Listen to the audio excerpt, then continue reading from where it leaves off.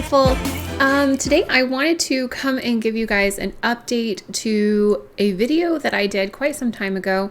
I'll put a little thumbnail of it here. This is actually a video that I did basically just talking about me living through hair loss and how it's impacted me and how I was actually able to date and eventually get married with having to deal with hair loss through the entire thing. So I wanted to post a video update about everything that's been going on and some medical news that I have been able to find out through my hair loss journey.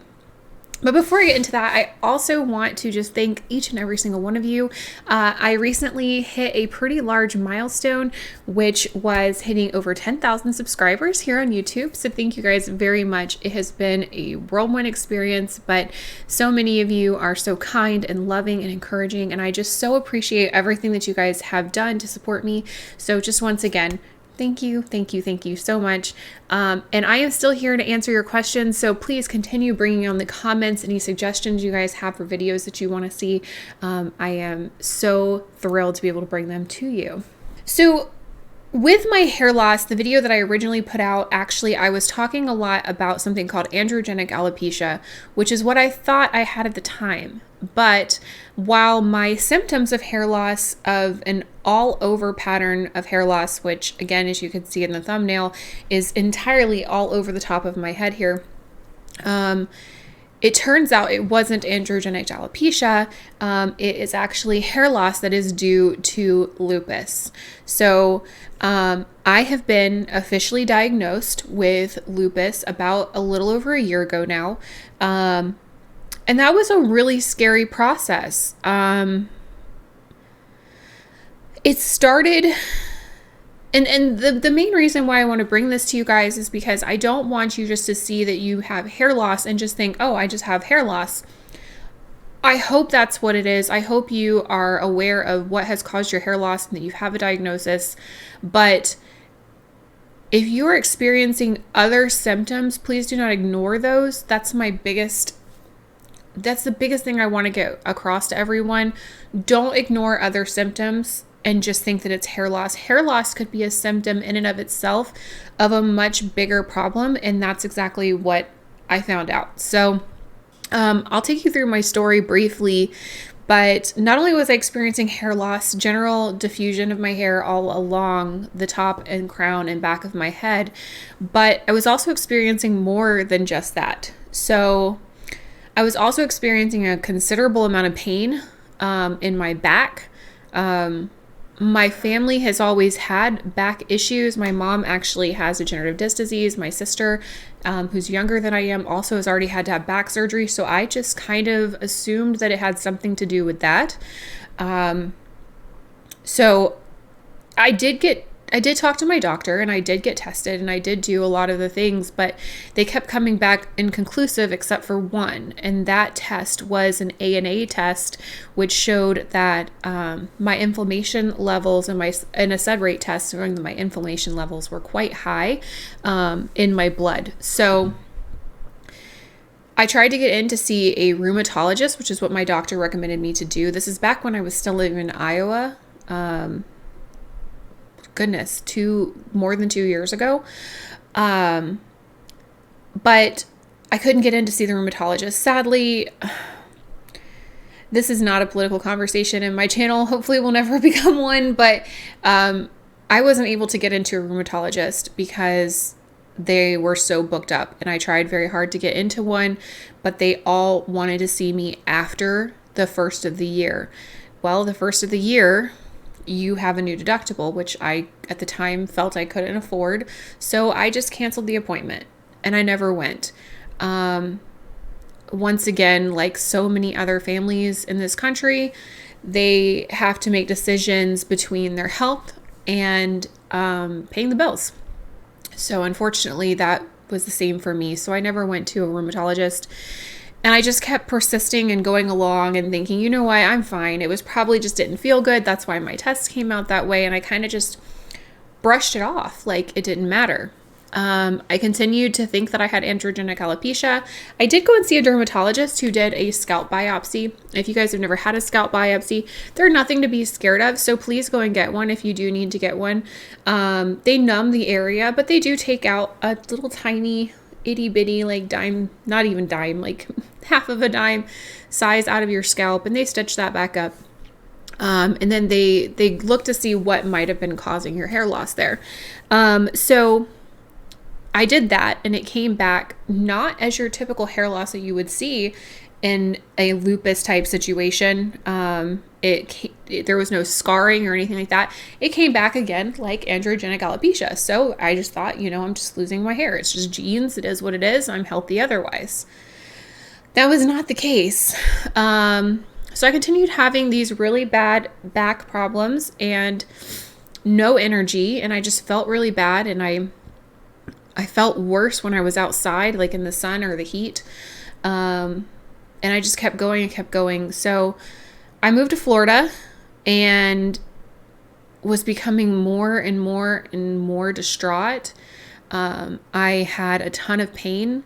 And I would take it out on the wrong people. Like I would think it was my mattress. And I remember getting a mattress that was supposed to be really good for my back and then being just in the worst amount of pain in my life and trying to call up and get that taken care of the next day with the company that I bought it with, just to find out that I was lied to for their return policy, and I took it out on them and just really upset. It was something that honestly I got to the point where I hate to admit these kinds of things, but where I would just kind of sit there on the ground, not being able to get up, and just, cry and say that I just want to die because it's not worth it to be in pain anymore. And that really scared my husband, obviously, as it should. And at no point do I feel I was ever really suicidal. I just wanted the pain to stop. If anybody has ever been in a chronic, every day of your life, all day, 24/7 pain, it's really, really hard to live through that and to maintain any type of actual sanity or relationships, because the pain is the number one thing in your head the entire time, all the time. So that's where I was. It took a toll on my relationship. It took a toll on me and my mental health, stress, work, you name it. I was just constantly in pain. I even got this chair that I'm sitting in right now, which I do recommend these kind of chairs for back pain. They're fantastic. But I got this chair thinking that it would help my back pain. I got different things to sit on that I thought would help my back pain. I did stretches. I went to chiropractors. I went to the gym. I started lifting weights. I did all of this stuff trying to strengthen my back, thinking that that's where my pain was and that's what I needed to do. So after I moved to Florida, I ended up seeing the exact same doctor, funny enough, that I saw in Iowa. We actually both moved to the same area, coincidentally. We didn't follow each other or anything, but I still have the same general, oh goodness, sorry, getting little bits of hair in my face here. The doctor I ended up seeing was the same primary care doctor I've seen for years now, which was fantastic. So she was very much aware of my condition. And she ordered more and more tests. And she's like, you know what? I really think there's something bigger going on here. We're going to start ordering you some bigger tests. We started off taking some chest x-rays. And that came back just fine. Still not sure why I had chest x-rays, but that's fine. Nothing there. Always good to find out you don't have lung cancer or something. And then I started doing, they did MRI and CT scans on me. They first did MRIs without contrast. Those came back inconclusive. They did them with contrast, and we started getting some pretty scary results from those. They started seeing that they thought my back pain was being caused by a leakage of spinal fluid into my back. And that was probably the scariest thing I think I've ever dealt with.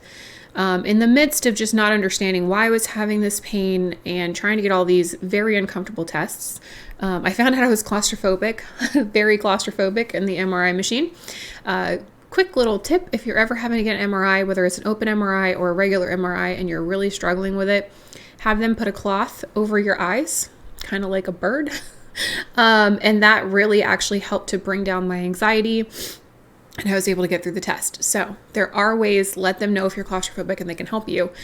But we got the test results back, and my doctor called me on a Friday, and she didn't sound good, and it sounded like she was about to give me news that no doctor likes to give people.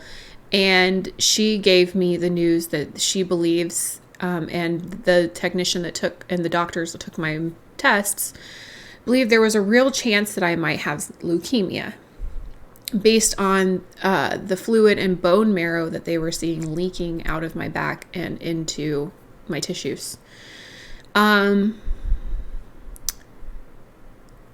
I'm sure there are plenty of people who watch my videos that have been given a diagnosis of cancer before. And my heart really goes out to you. I'm going to try really hard not to cry in this video because I have wig reviews coming up. And this is not waterproof anything. So that was the worst day of my life, for sure. Here I am in my mid-30s thinking I'm going to die.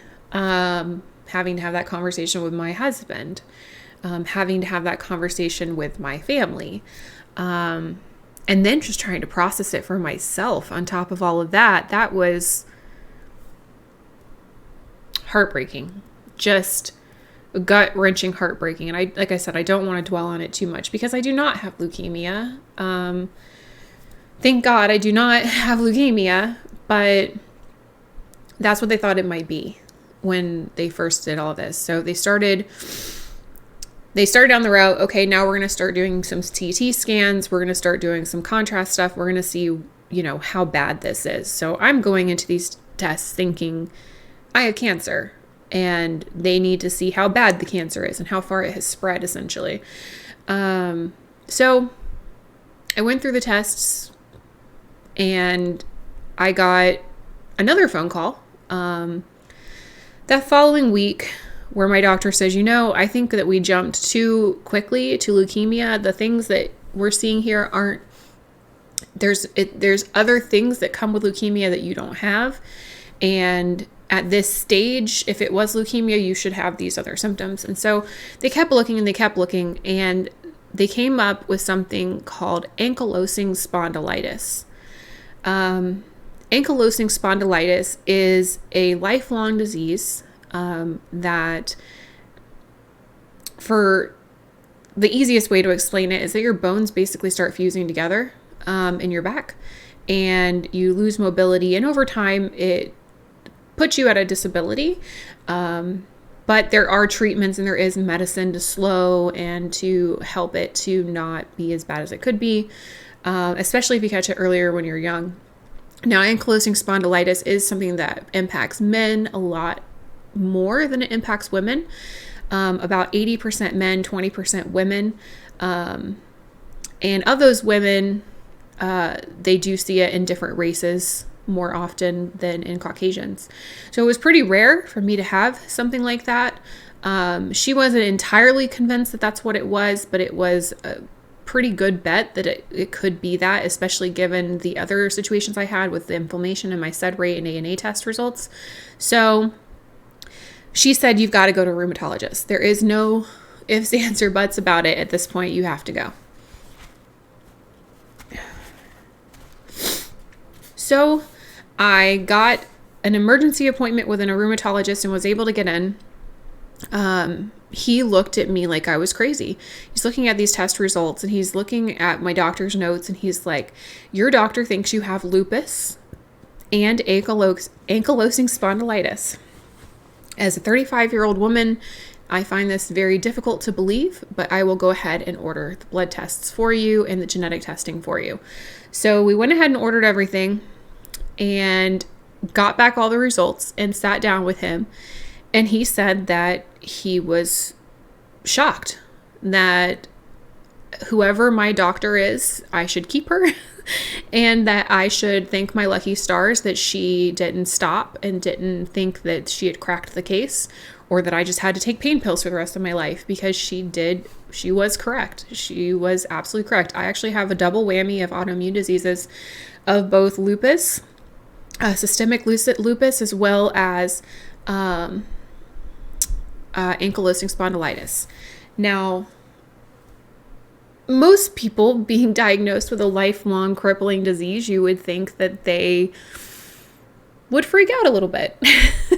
And I did. I mean, I still do a little bit. It sucks. I'm not going to lie. Having lupus is no walk in the park. But to go from thinking you were dying to to now knowing that you have a disease that is managed by medication and therapy and lifestyle choices, while there's no cure, and while it likely will be what kills me, hopefully when I'm a very old lady, it wasn't the immediate death sentence that I thought that I was given. So I found it very easy to be relieved and very easy to be happy. And I don't think anybody is happy that they have a disease, but it was the best case scenario for me. The best case scenario is that he was going to try me on hydroxychloroquine or Plaquenil, which is the medication that I currently take daily for the rest of my life, or at least as long as it will be useful to me. So I started taking that. We started, dosing me up and started taking this medication. The entire point of it was to keep me off of something called biologics as long as possible. Biologics are an injection that you inject yourself with, and they have a lot of side effects that come with them. And it's just, if you can stay off of them as long as possible, it's better for your body. So we started off with this. Funny enough, I was in the middle of a shortage of hydroxychloroquine, because if anybody has been paying attention over the past couple of years, this thing called COVID came along. And one of the theories, I don't know. One of the theories was that hydroxychloroquine could be a medication that might help reduce your exposure or symptoms, or something to do with hydroxychloroquine. It wasn't true. Turns out it was not something that was going to be used as a therapy, but some doctors were still prescribing this to people who didn't have lupus, didn't have an autoimmune disease, and there was a shortage. So it was a little bit more expensive than it is now, but I was still able to get my medication. So lucky I wasn't super affected by the shortage, but I know some people were. But yeah, it changed everything. Absolutely everything. I mean, within 2 weeks, within a few days, I started feeling better. Within 2 weeks, I started feeling almost normal. And now, a year and some change in taking this medication, almost every day of my life, I get to live like a normal mid-30s woman, which is so relieving. So relieving. Like I said, I'm not gonna cry. Not gonna cry.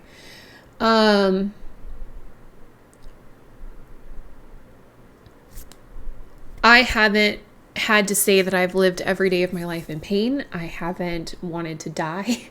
I've just wanted to live, and I've wanted to do more and more things. So finally, after so long, getting a diagnosis was the best thing that has ever happened to me. 2020 was the worst year of so many people's lives.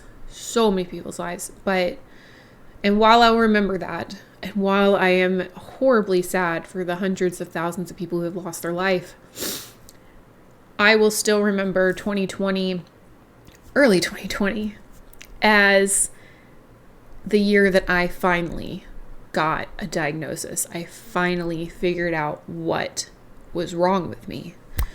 And I hope that if you're struggling with a mysterious illness, that you do the same, that you find a day where you can look back and you're like, holy crap, this is the day that my life changed.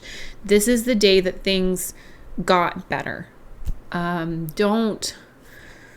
just urge you not not to write off your symptoms, not to think that you're a hypochondriac, not to think that it's not real, and especially not to think that there isn't help out there. There is, and I understand that not everyone can afford help. And that's really sad. And I want that to change more than anything. You shouldn't have to live with pain or fear your entire life just because your bank account isn't as big as others. So I really hope that changes soon.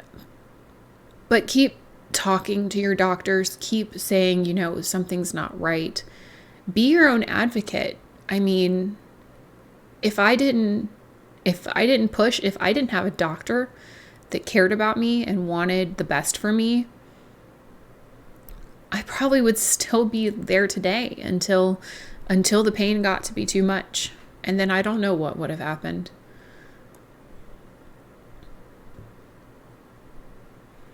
I don't want to think about what would have happened. But now I get to go out and do things like go grocery shopping without having to worry about, the excruciating pain that will come with standing on my feet for an hour or two. I can now do all of my videos standing up instead of sitting down. I can get a full night's sleep without waking up, 20, 25 times, or going and sitting up on the couch because I can't lay down anymore. It's been a complete life changer. It's been both the best and worst thing that's ever happened to me. Best because now I know what it means to feel good and not feel really bad every day, but also it sucks. I mean, living with a disease sucks. There are things that come with it. Like I now understand why I'd never liked the sun. Even as a kid, I could never understand why people would want to go sit at a pool and just lay in the sun. That was excruciating to me, and I couldn't understand why everyone wanted to do it. Turns out sun sensitivity is a lupus thing, apparently. Now, unfortunately, with my medication, it's even more heightened. So I put on sunscreen every day of my life now, and that seems to help. But yeah, I'll get very, very sick if I go out in the sun with no protection, or if I overdo it or overheat myself. Unfortunately, it's not good. The other thing I wanted to talk about is if you are somebody who's struggling with an illness, a life-altering illness, and this is something I'm still struggling with daily, so I have to kind of take my own advice in this particular part, but try not to feel bad about it when you can't do things that you used to be able to do, or you aren't able to help as much in the house, or you need to stop and take a nap. These are all things that I'm still learning are okay for me, because I've always felt if I wasn't doing all the time, if I wasn't going and doing this or doing that or helping or cleaning or doing something, that I was being lazy and that I'm just not being an adult. I've had to learn my limits, and I'm not there yet. I'm still learning them. I just had a horrible night not 2 weeks ago where I tried to power wash the entire driveway in one day in the sun, and then ended up spending the entire night sick because of it. So it's still something I still struggle with constantly, but just love yourself and know that you're worth the time that it takes to take care of yourself. And hopefully you have a good supportive structure that can understand that you're not feeling well and that you need to take a moment for you. That's incredibly important.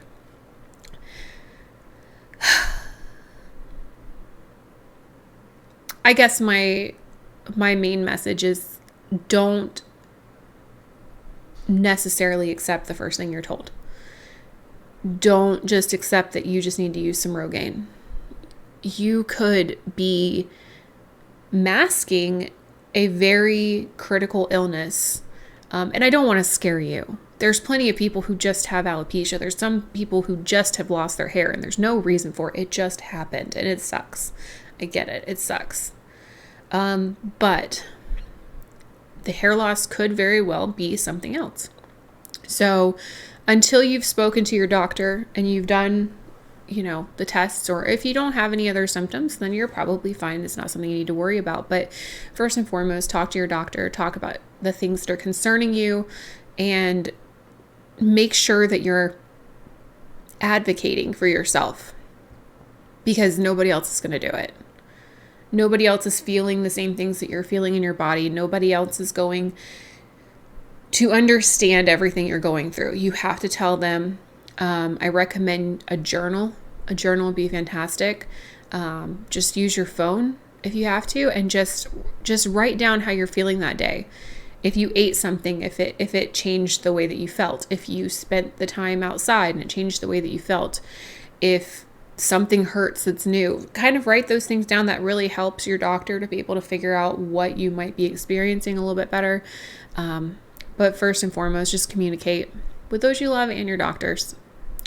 And finally, just be kind to yourself. It's a lot right now on a lot of people. I have been so blessed to be where I am, have the family that I have, and have the support structure that I have. And I know that not everybody has that. So if you don't, be that for yourself. You're pretty awesome. You're beautiful. And you're going to get through it. So yeah, that is the final update as to living with hair loss. I'm glad that I have an answer. It's definitely not an easy one, but I have an answer. And you will too. You will too. If you need to vent, please feel free. If you're comfortable, leave a comment for me, and I try to read every single one of them and respond to as many as I can. You guys mean the absolute world to me. Reading your comments has been an act of self-love, if that makes any sense. Being able to help people has helped my heart be lifted in really, really hard times. So if you are also going through hard times, maybe try to, I don't know, pay it forward a little bit in whatever little way you can. I cannot tell you how good it feels when someone tells you, you know, you really helped me out. That feels so amazing. It feels so amazing. And it just is probably the best therapy that you can get for free. But yeah, please leave a comment if you're struggling. Just know that there are people out there that are going through the same thing you are. Talk to your doctor. Talk to your doctor. And if you're not getting the kind of care that you feel you deserve or need, not that you feel you deserve it. I'm sorry. That was not the right thing to say. If you're not getting the care that you 100,000% deserve, please find someone else, because there is somebody out there that will help you and will listen to you and believe what you're going through. I don't really know a good way to end this story other than to say thank you. Thank you very much for all of your support through the several years that I've been doing this, and I am so excited for things to come. All right. Until next time. Bye, beautiful.